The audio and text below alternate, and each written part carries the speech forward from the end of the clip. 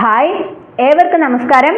Aim study സെന്ററിന്റെ പുതിയൊരു ക്ലാസ്സിലേക്ക് സ്വാഗതം. ഓക്കെ, അപ്പോൾ നമ്മൾ നമ്മുടെ GK ആയിട്ട്, അതായത് PSC ബുള്ളറ്റിൽ വന്ന GKയുടെ പാർട്ട് നോക്കുകയാണ് അല്ലേ.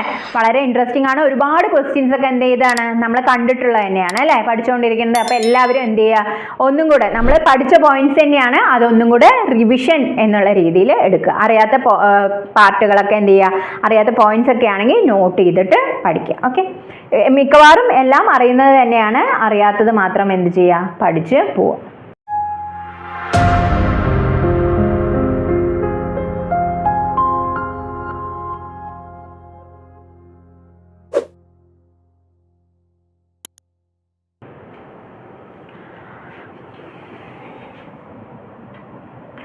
അടുത്താണ് ബന്ദിപ്പൂർ നാഷണൽ പാർക്ക് ഏത് സംസ്ഥാനത്താണ്? ബന്ദിപ്പൂർ നാഷണൽ പാർക്ക് ചോദിക്കാൻ സാധ്യതയുണ്ട്. ബന്ദിപ്പൂർ നാഷണൽ പാർക്ക് കർണാടകയാണ്. ബന്ദിപ്പൂർ നാഷണൽ പാർക്ക് ഏത് സംസ്ഥാനത്താണ്? കർണാടകത്തിലാണ്. ബർമയിലെ, പണ്ട് ബർമ അല്ലെ, ഇപ്പൊ മ്യാൻമാർ. നാണയം ക്യാറ്റ് ആണ് കേട്ടോ. അപ്പൊ ക്യാറ്റ് പൂച്ച ആലോചിക്കുക. എവിടുത്തെ നാണയമാണ്? മ്യാൻമാറിലെ നാണയം ഏതാണ്? ക്യാറ്റ് ആണ്. Bandipur national park Karnataka.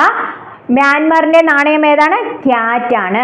Barometer കണ്ടുപിടിച്ചത് ടോറിസെല്ലിയാണ്. ബാരോമീറ്റർ കണ്ടുപിടിച്ചത് ടോറിസെല്ലിയാണ്. ബാരോമീറ്റർ കണ്ടുപിടിച്ചത് ആരാണ്? ടോറിസെല്ലി. ബച്പൻ ബച്ചാവോ ആന്തോളന് തുടക്കമിട്ടതാണ് കൈലാഷ് സത്യാർത്ഥി. ബച്പൻ ബച്ചാവോ ആന്തോളൻ, കൈലാഷ് സത്യാർത്ഥി അല്ലെ, അതായത് ബാലവേല നിരോധിക്കുന്നതിന് റഗ്മാർക്ക് എന്നുള്ളതിനൊക്കെ പിന്നിൽ പ്രവർത്തിച്ച വ്യക്തിത്വമാണ് കൈലാഷ് സത്യാർത്ഥി അല്ലെ. 2014 അദ്ദേഹത്തിന് എന്ത് കിട്ടിയിട്ടുണ്ട്? നമ്മുടെ കൈലാഷ് സത്യാർത്ഥിയും മലാല യൂസഫ്സായും കൂടെ നമ്മൾ സമാധാനത്തിനുള്ള നൊബേൽ പങ്കിട്ടിട്ടുണ്ട് അല്ലെ. അപ്പൊ ബച്പൻ ബച്ചാവോ ആന്തോളന് തുടക്കമിട്ടത് കൈലാഷ് സത്യാർത്ഥി എന്ന് ആലോചിച്ച് വെക്കുക. ബുദ്ധന് ദിവ്യജ്ഞാനം ലഭിച്ച സ്ഥലമാണ് ബോധ്ഗയ. ബോധ്ഗയയിൽ എത്തിയപ്പോൾ ബുദ്ധൻ എന്ത് ചെയ്തു? ബോധം വന്നു. ഓക്കെ, ബോധ്ഗയ.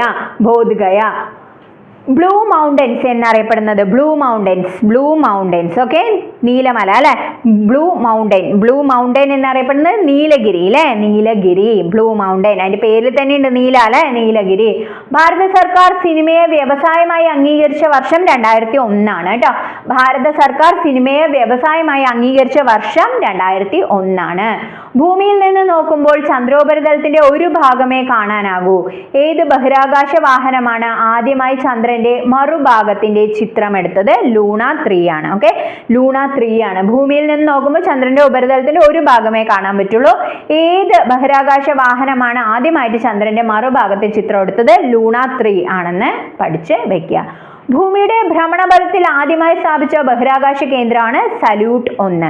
ഓക്കെ, സല്യൂട്ട് 1 ആണ് ഭൂമിയുടെ ഭ്രമണപഥത്തിൽ ആദ്യമായി സ്ഥാപിച്ച ബഹിരാകാശ കേന്ദ്രം. ആദ്യമായിട്ട് സ്ഥാപിച്ച ബഹിരാകാശ കേന്ദ്രമാണ് സല്യൂട്ട് 1. ഭൂകമ്പ മുന്നറിയിപ്പ് സംവിധാനം സ്ഥാപിച്ച ആദ്യ ഇന്ത്യൻ സംസ്ഥാനം ചോദിക്കാം. ഭൂകമ്പ മുന്നറിയിപ്പ് സംവിധാനം സ്ഥാപിച്ച ആദ്യത്തെ ഇന്ത്യൻ സംസ്ഥാനം ഉത്തരാഖണ്ഡാണ് കേട്ടോ. ഉത്തരാഖണ്ഡാണ്. പ്രകാശം ഒരു വർഷം കൊണ്ട് സഞ്ചരിക്കുന്ന ദൂരമാണ് പ്രകാശവർഷം എന്താണ്? പ്രകാശം ഒരു വർഷം കൊണ്ട്. പ്രകാശവർഷം ലൈറ്റ് ഇയർ അല്ലെ, നമ്മൾ ദൂരം അളക്കുന്ന ഒരു ഏകകമാണ് പ്രകാശവർഷം. നമുക്ക് ചോദിച്ചിട്ടുണ്ട് പ്രകാശവർഷം താഴെ പറയുന്നവയിൽ എന്തിനെയാണ് അളക്കാൻ ഉപയോഗിക്കുന്നത്? വേഗത, ദൂരം, അതുപോലെ തന്നെ സമയം, അങ്ങനെ 4 ഓപ്ഷൻസ് തന്നിട്ടുണ്ട്. അപ്പൊ ഏത് അളക്കാനാണ്? ദൂരം അളക്കാനുള്ള യൂണിറ്റ് ആണ് ഏത്? പ്രകാശവർഷം എന്ന് പഠിച്ചു വെക്കുക. പ്രകാശം ഒരു വർഷം കൊണ്ട് സഞ്ചരിക്കുന്ന ദൂരമാണ് പ്രകാശവർഷം. അതുപോലെ തന്നെ പാർസെക് അല്ലെ, പാർസെക് എന്താണ്? ഏറ്റവും വലിയ ദൂരം അളക്കാനുള്ള ഏറ്റവും വലിയ ഏകകമാണ് പാർസെക്. എന്തിന്റെയൊക്കെ ദൂരമാണ് അളക്കുന്നത്? ഗാലക്സികളുടെ ദൂരമാണ് അളക്കുന്നത് പാർസെക്. അപ്പൊ ദൂരം അളക്കാനുള്ള ഏറ്റവും വലിയ യൂണിറ്റ് ചോദിച്ചു വെച്ചാൽ ഏതാണ് നമ്മൾ പറയേണ്ടത്? പാർസെക് ആണ് പറയേണ്ടത്. അപ്പൊ 1 പാർസെക് എന്ന് പറഞ്ഞു വെച്ചാൽ 3.26 ലൈറ്റ് ഇയർ ആണ് എന്നും കൂടെ ഓർത്ത് വയ്ക്കുക. Okay, 1 parsec = 3.26 light year. Okay, എന്നുള്ള കാര്യം കൂടെ ഓർത്ത് വയ്ക്കുക. അപ്പൊ ദൂരം അളക്കാനാണ് ഇത് രണ്ടും ഉപയോഗിക്കുന്നത്. ലൈറ്റ് ഇയർ ആണെങ്കിലും അതുപോലെ തന്നെ പാർസെക് ആണെങ്കിലും. പാർസെക് ദൂരം അളക്കുന്ന ഏറ്റവും വലിയ ഏകകമാണ് പാർസെക്. ഒരു പാർസെക് എന്ന് പറയുന്നത് 3.26 ലൈറ്റ് ഇയർ ആണ്. ഓക്കെ, അപ്പൊ പ്രകാശം ഒരു വർഷം കൊണ്ട് സഞ്ചരിക്കുന്ന ദൂരമാണ് പ്രകാശവർഷം. ട്രാൻസ്ഫോമറിന്റെ പ്രവർത്തന തത്വം mutual inductance. Okay, mutual induction ആണ് ട്രാൻസ്ഫോമറിന്റെ പ്രവർത്തന തത്വം അല്ലേ. അപ്പൊ മ്യൂച്വൽ ഇൻഡക്ഷൻ ആണ് ഇതിന്റെ ട്രാൻസ്ഫോമറിന്റെ കേട്ടോ. നമ്മുടെ പ്രൈമറി വൈൻഡിങ്ങും സെക്കൻഡറി വൈൻഡിങ്ങും ഓക്കെ, അത് തമ്മിലുള്ള മ്യൂച്വൽ ഇൻഡക്ഷൻ ആണ് എന്ത് ട്രാൻസ്ഫോമറിന്റെ പ്രവർത്തന തത്വം. പ്ലാസി യുദ്ധം നടന്ന വർഷം 1757, 1757. അപ്പോൾ എന്താണ് നമ്മുടെ ക്ലേവും അതുപോലെ തന്നെ നമ്മുടെ സിറാജ് ഉദ്ദൗളയും കൂടെയാണ് അല്ലേ പ്ലാസി യുദ്ധം നടന്ന വർഷം 1757. ബ്രിട്ടീഷുകാരെ ഇന്ത്യയിൽ ആധിപത്യം സ്ഥാപിക്കാൻ കാരണമായ ആദ്യത്തെ യുദ്ധമാണ് ഇത് പ്ലാസി യുദ്ധം. ഓക്കെ, മനുഷ്യ ശരീരത്തിന്റെ ഊഷ്മാവ് 98.4 ഫാരൻഹീറ്റ് ആണ്. ഓക്കെ, ഫാരൻഹീറ്റിലാണ് തന്നിരിക്കുന്നത്. മനുഷ്യ ശരീരത്തിന്റെ ഊഷ്മാവ് എത്രയാണ്? ഫാരൻഹീറ്റിൽ 98.4 ആണ്. മറ്റേത് 37 ഡിഗ്രി സെൽഷ്യസ് അല്ലെങ്കിൽ 36 പോയിന്റ് എന്നുള്ള രീതിയിൽ തരും. ഡിഗ്രി സെൽഷ്യസിലാണെങ്കിൽ ഫാരൻഹീറ്റ് 98.4 ആണ്. മനുഷ്യ ശരീരത്തിലെ ഏറ്റവും വലിയ അസ്ഥിയായ ഫീമർ ഏറ്റവും വലിയ അസ്ഥിയാണ് ഫീമർ എവിടെയാണ്? തുടയിലാണ്. ഓക്കെ, ഒന്നും കൂടെ നമുക്ക് റിവൈസ് ചെയ്യാം. മനുഷ്യ ശരീരത്തിലെ ഏറ്റവും വലിയ അസ്ഥിയായ ഫീമർ എവിടെയാണ്? തുടയിലാണ്. പ്ലാസി യുദ്ധം നടന്ന വർഷം 1757. 1857 എന്താണ്? ഒന്നാം സ്വാതന്ത്ര്യ സമരം അല്ലെ, ഫസ്റ്റ് റിവോൾട്ട്. ഓക്കെ, 1757 പ്ലാസി യുദ്ധം. മനുഷ്യ ശരീരത്തിന്റെ ഫാരൻഹീറ്റിൽ ഊഷ്മാവ് എത്രയാണ്? 98.4 ആണ്. ട്രാൻസ്ഫോമറിന്റെ പ്രവർത്തന തത്വം മ്യൂച്വൽ ഇൻഡക്ഷൻ ആണ്. പ്രകാശം ഒരു വർഷം കൊണ്ട് സഞ്ചരിക്കുന്ന ദൂരത്തെ നമ്മൾ പ്രകാശവർഷം എന്ന് പറയുന്നു. ഭൂകമ്പ മുന്നറിയിപ്പ് സംവിധാനം സ്ഥാപിച്ച ആദ്യ ഇന്ത്യൻ സംസ്ഥാനം ഉത്തരാഖണ്ഡ് ആണ്. ഇനി ഭൂമിയുടെ ഭ്രമണപഥത്തിൽ ആദ്യമായി സ്ഥാപിച്ച ബഹിരാകാശ കേന്ദ്രമാണ് സല്യൂട്ട് 1. ലൂണ 3 എന്താണ്? നമുക്ക് ഭൂമിയിൽ നിന്ന് നോക്കുമ്പോൾ ചന്ദ്രന്റെ ഒരു വശം മാത്രമേ കാണാൻ പറ്റുള്ളൂ. മറ്റൊരു വശത്ത് പോയിട്ട് എന്താണ് ആദ്യമായി ചന്ദ്രന്റെ മറുഭാഗത്ത് ചിത്രമെടുത്തതാണ് ലൂണ 3. ഭാരത സർക്കാർ സിനിമയെ ഒരു വ്യവസായമായി അംഗീകരിച്ചത് 2001 മുതലാണ്. ബ്ലൂ മൗണ്ടൻ ഏതാണ്? നീലഗിരിയാണ്. ബുദ്ധന് ദിവ്യജ്ഞാനം ലഭിച്ചത് ബോധഗയയിലെത്തിയപ്പോൾ ബോധം വന്നു. ഓക്കെ, ബച്പൻ ബച്ചാവോ ആന്തോളന് പിന്നിൽ പ്രവർത്തിച്ചത് കൈലാഷ് സത്യാർത്ഥി. ബാരോമീറ്റർ കണ്ടുപിടിച്ചത് ടോറിസെല്ലിയാണ് കേട്ടോ. മ്യാൻമാറിലെ ഇതെന്താണ്? നാണയം എന്താണെന്ന് ചോദിച്ചാൽ ക്യാറ്റ് ആണ്. ബന്ദിപ്പൂർ നാഷണൽ പാർക്ക് കർണാടകത്തിലാണ്. എവിടെയാണ്? കർണാടകത്തിലാണ്.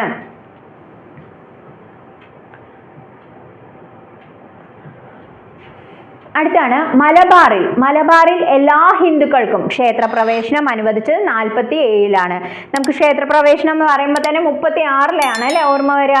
1936 നവംബർ 12 ക്ഷേത്രപ്രവേശന വിളംബരം അല്ലെ.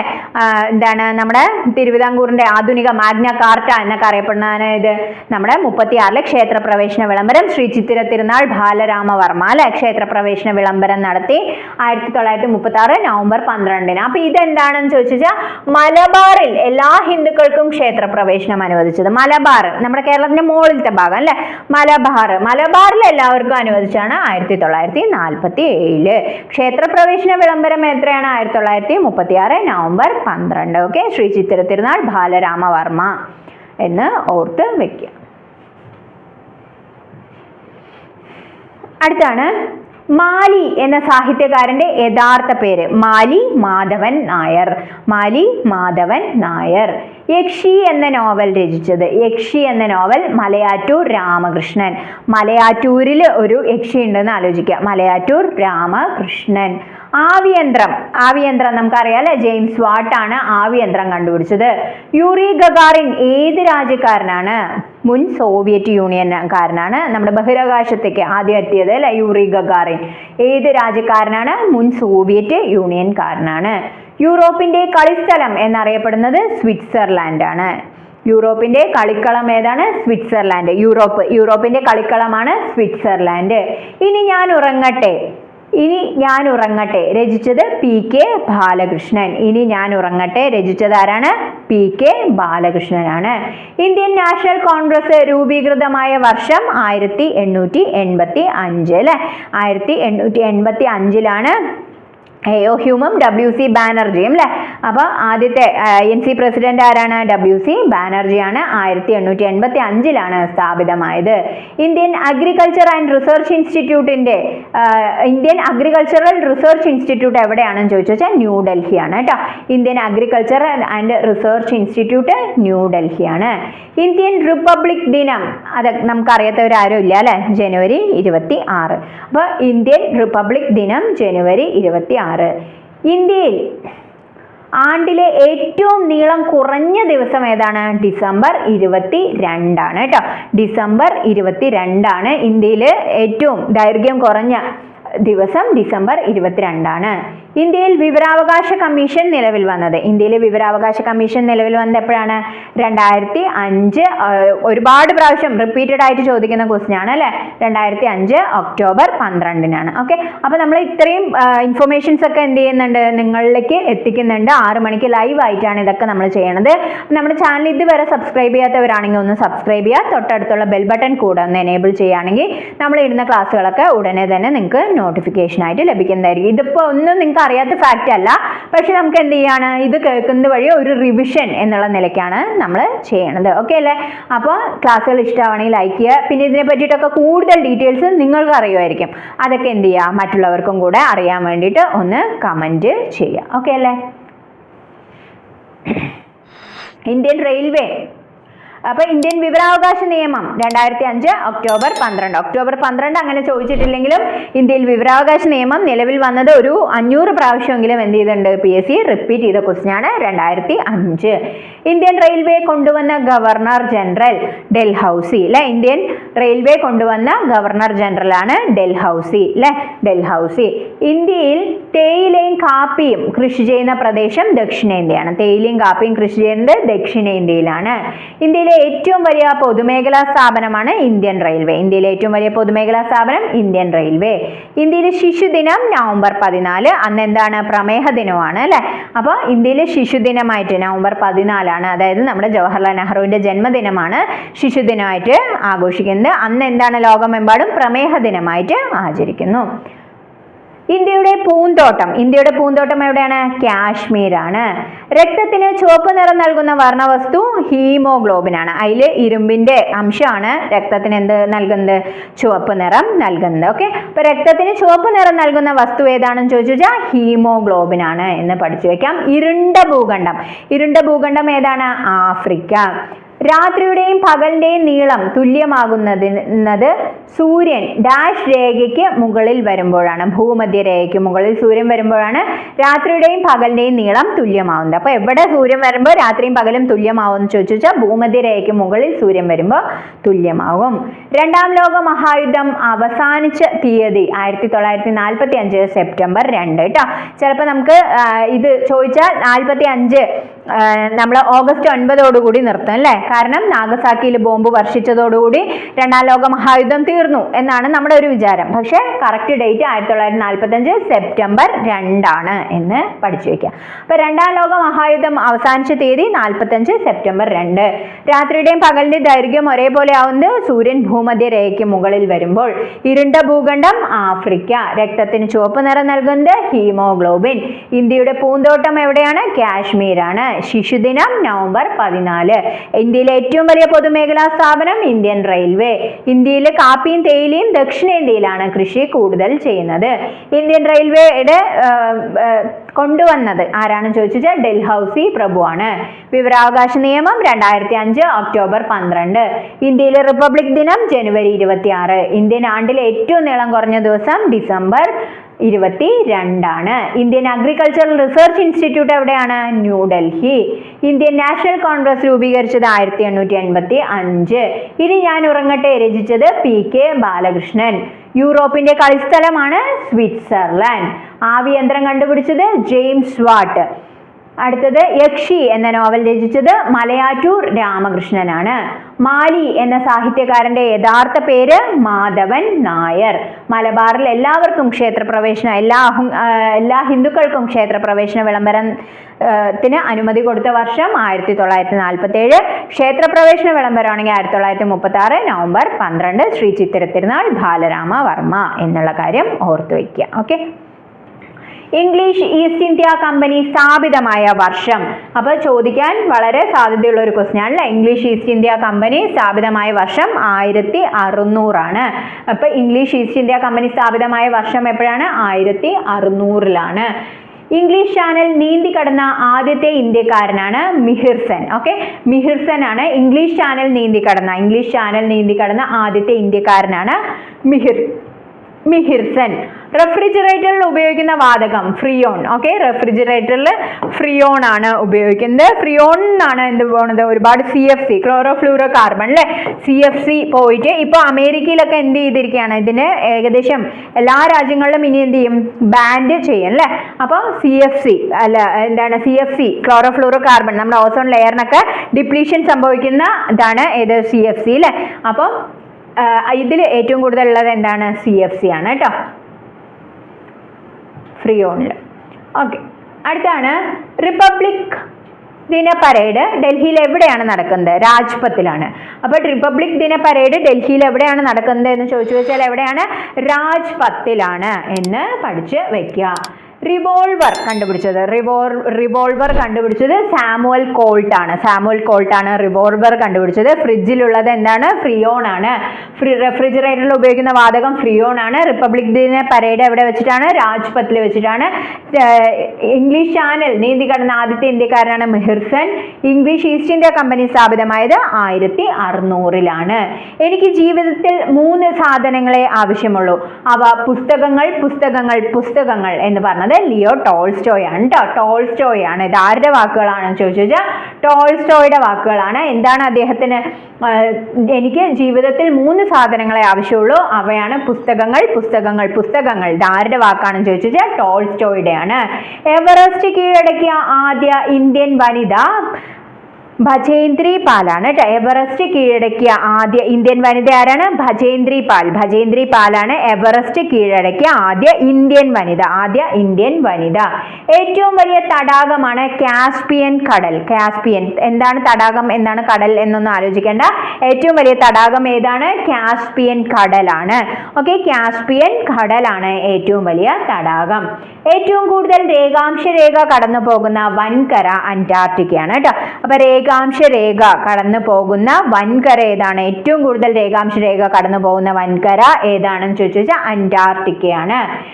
ഏറ്റവും തിളക്കമുള്ള ഗ്രഹം ശുക്രൻ അല്ലേ, രണ്ടാമത്തെ. നമ്മുടെ സൂര്യനുള്ള അകലം നോക്കുമ്പോൾ രണ്ടാമത്തെയാണ് അല്ലെ. ആദ്യം ബുധൻ, അത് കഴിഞ്ഞിട്ട് ശുക്രൻ. ഓക്കെ, പ്രഭാത നക്ഷത്രം, പ്രദോഷ നക്ഷത്രം എന്നൊക്കെ അറിയപ്പെടുന്നത് എന്തിനാണ്? ശുക്രനെയാണ്. ഭയങ്കര തിളക്കമുള്ളതാണ് അല്ലെ, തിളക്കമുള്ളതാണ്. ഓക്കെ, അപ്പൊ ഏറ്റവും തിളക്കമുള്ള ഗ്രഹം ഏതാണ്? ശുക്രനാണ്. ഇനി ബുധനാണെങ്കിലും ശുക്രനാണെങ്കിലും എന്തില്ല? ഉപഗ്രഹങ്ങൾ ഇല്ലാത്ത ഗ്രഹവും കൂടെയാണ് ഇത് ബുധനും ശുക്രനും. ഏഷ്യയിലെ ഏറ്റവും നീളം കൂടിയ നദിയാണ് യാങ്സി. ഏഷ്യയിലെ ഏറ്റവും നീളം കൂടിയ നദിയാണ് യാങ്സി. ഏത് രാജ്യത്തെ ലിപി ആയിരുന്നു ഹൈറോഗ്ലിഫിക്സ്? നമ്മുടെ ഈജിപ്ഷ്യൻ സംസ്കാരം നമ്മൾ പഠിക്കുമ്പോൾ, നൈൽ നദി സംസ്കാരം പഠിക്കുമ്പോൾ അവിടെ വളർന്നു വന്ന ഒരു ലിപിയാണ് ഹൈറോഗ്ലിഫിക്സ് എന്ന് പറയുന്നത് അല്ലെ. ഹൈറോഗ്ലിഫിക്സ്. ക്യൂണിഫോം ലിപി ആണെങ്കിലോ നമ്മുടെ മെസോപ്പൊട്ടോമിയൻ സംസ്കാരവുമായിട്ട് ബന്ധപ്പെട്ടിരിക്കണം അല്ലെ. മെസോപ്പൊട്ടോമിയൻ സംസ്കാരവുമായിട്ട് ബന്ധപ്പെട്ടാണ് ക്യൂണിഫോം. ഹൈറോഗ്ലിഫിക്സ് ആണെന്ന് ചോദിക്കണമെങ്കിൽ ഈജിപ്ഷ്യൻ സംസ്കാരവുമായിട്ട് ബന്ധപ്പെട്ടാണ്. അപ്പൊ ഏത് നദീതീരത്താണ് ഈജിപ്ഷ്യൻ സംസ്കാരം എന്ന് ചോദിച്ചാൽ നൈൽ നദീതീരത്താണ് ഈജിപ്ഷ്യൻ സംസ്കാരം നിലവിൽ വന്നത്.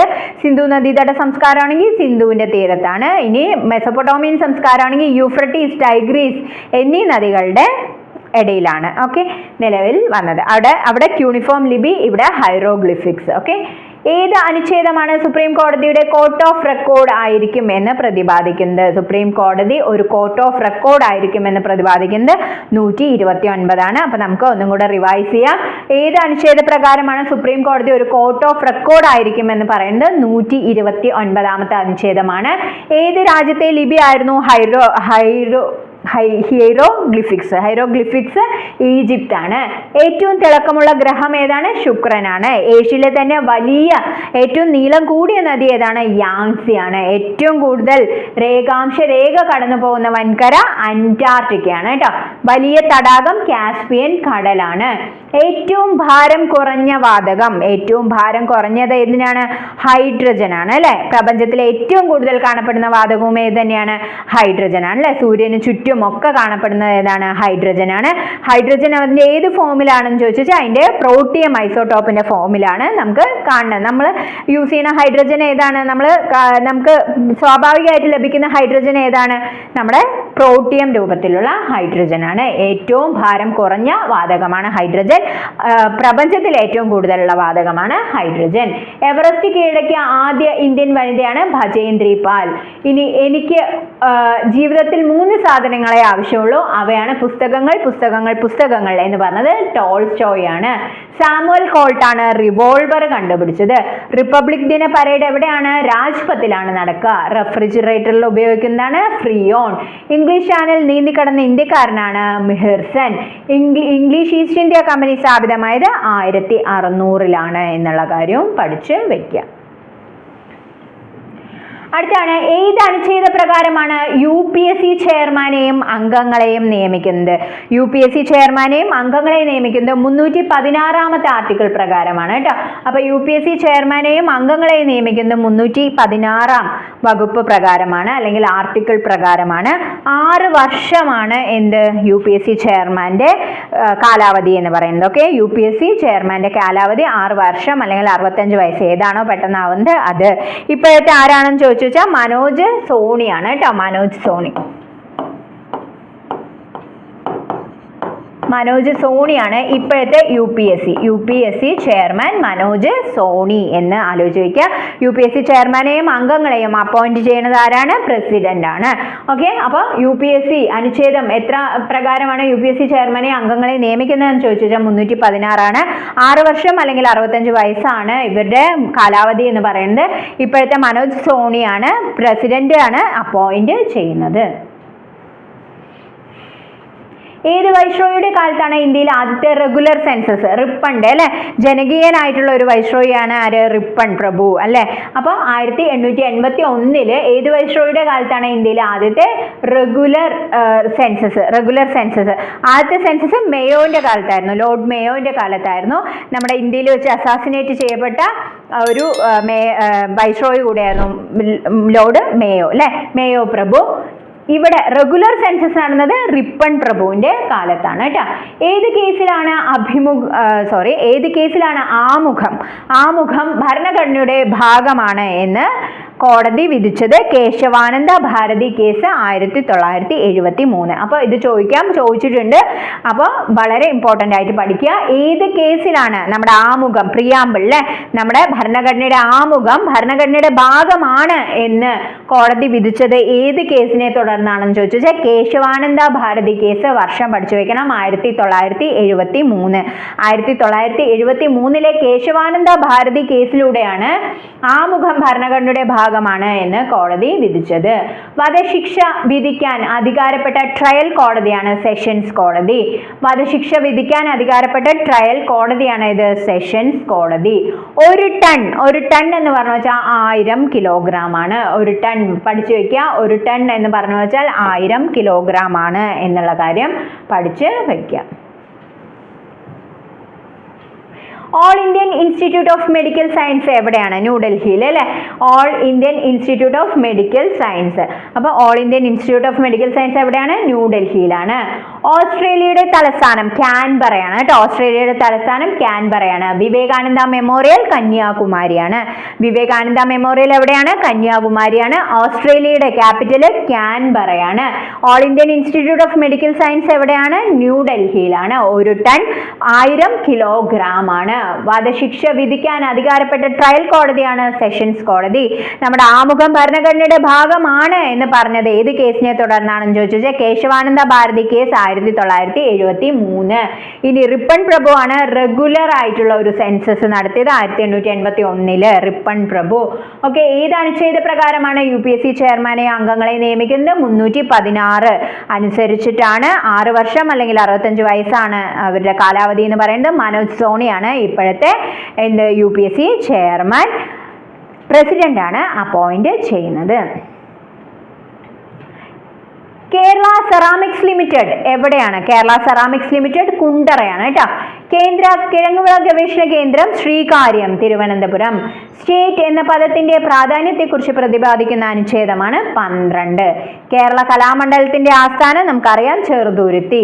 Kerala forest research institute PG. അപ്പോൾ ഇത്രയും എന്താണ് പഠിച്ചു വെക്കുക.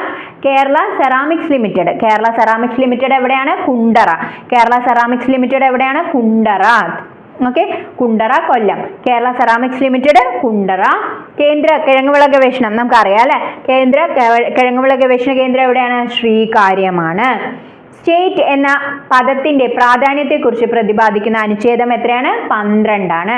കേരള കലാമണ്ഡലത്തിന്റെ ആസ്ഥാനം ചെറുതുരുത്തിയാണ് അല്ലെ. വള്ളത്തോൾ നാരായണ മേനോനാണ് സ്ഥാപിച്ചത്. കേരള കലാമണ്ഡലത്തിന്റെ ആസ്ഥാനം ചെറുതുരുത്തിയാണ്. Kerala forest research institute. Kerala forest research institute PG. Okay. സാഹിത്യമഞ്ജരിയുടെ കർത്താവ് വള്ളത്തോൾ നാരായണ മേനോൻ. സഫലമീ യാത്ര രചിച്ചത് NN കക്കാട്. ഓക്കെ, സാഹിത്യമഞ്ജരിയുടെ കർത്താവ് ആരാണ്? വള്ളത്തോൾ നാരായണ മേനോൻ. അദ്ദേഹമാണ് കേരള കലാമണ്ഡലത്തിന്റെ സ്ഥാപകൻ. സഫലമീ യാത്ര NN കക്കാടിന്റെ ആണ് എന്നുള്ള കാര്യം പഠിച്ച് വയ്ക്കുക.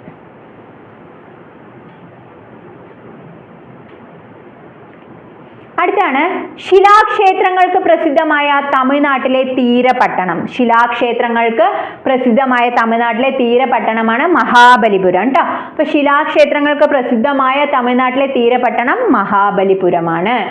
ക്യൂബ കണ്ടെത്തിയത് നമ്മുടെ അമേരിക്ക കണ്ടെത്തിയ ആള് തന്നെയാണ് എവിടെയും കണ്ടെത്തിയത്? ക്യൂബയും കണ്ടെത്തിയത് ആരാണ്? കൊളംബസ് അല്ലെ. 1492 കൊളംബസ് ആണ് ക്യൂബ കണ്ടെത്തിയത്. ക്യൂബ എന്ന് പറയുന്ന രാജ്യം ക്യൂബ കണ്ടെത്തിയത് കൊളംബസ് ആണ്. ക്വിറ്റ് ഇന്ത്യ പ്രസ്ഥാനം നടന്ന വർഷം. ക്വിറ്റ് ഇന്ത്യ പ്രസ്ഥാനം 1942. ക്വിറ്റ് ഇന്ത്യ അല്ലെ. ക്വിറ്റ് ഇന്ത്യ പ്രസ്ഥാനം നടന്ന വർഷം 1942. ഗൾഫ് രാജ്യങ്ങളിൽ ദ്വീപാണ് ബഹ്റൈൻ. ഗൾഫ് രാജ്യങ്ങളിൽ ദ്വീപാണ് ബഹ്റൈൻ. സമുദ്ര ജലപ്രവാഹങ്ങളെ കുറിച്ച് ആദ്യമായി പഠനം നടത്തിയതാണ് Benjamin Franklin. Okay, Benjamin Franklin ആണ് സമുദ്ര ജലപ്രവാഹങ്ങളെ കുറിച്ച് ആദ്യമായി പഠനം നടത്തിയത്. ബെഞ്ചമിൻ ഫ്രാങ്ക്ലിൻ ആണ് എന്ന് ഓർത്തു വെക്കുക. സർവോദയ പ്രസ്ഥാനത്തിന്റെ ഉപജ്ഞാതാവ് ജയപ്രകാശ് നാരായൺ. ഇത് നമുക്ക് ഒരുപാട് പ്രാവശ്യം റിപ്പീറ്റഡ് ആയിട്ട് വന്ന ക്വസ്റ്റ്യൻ ആണ്. സർവോദയ പ്രസ്ഥാനത്തിന്റെ ഉപജ്ഞാതാവ് ജയപ്രകാശ് നാരായൺ. ഗവർണറെ നിയമിക്കുന്നത് ആരാണ്? ഗവർണറെ നിയമിക്കുന്നത് പ്രസിഡന്റ് ആണ്. ഓക്കെ, അപ്പൊ പ്രസിഡന്റ് ആണ് ഗവർണറെ നിയമിക്കുന്നത്. ഗാന്ധി സിനിമ ഒരുപാട് അവാർഡുകളൊക്കെ വാരിക്കൂട്ടിയ ഓസ്കാർ അവാർഡുകളൊക്കെ നേടിയ സിനിമയാണ് ഗാന്ധി സിനിമ. അത് സംവിധാനം ചെയ്തത് റിച്ചാർഡ് ആറ്റംബറോ ആണ് ഗാന്ധി സിനിമ സംവിധാനം ചെയ്തത്.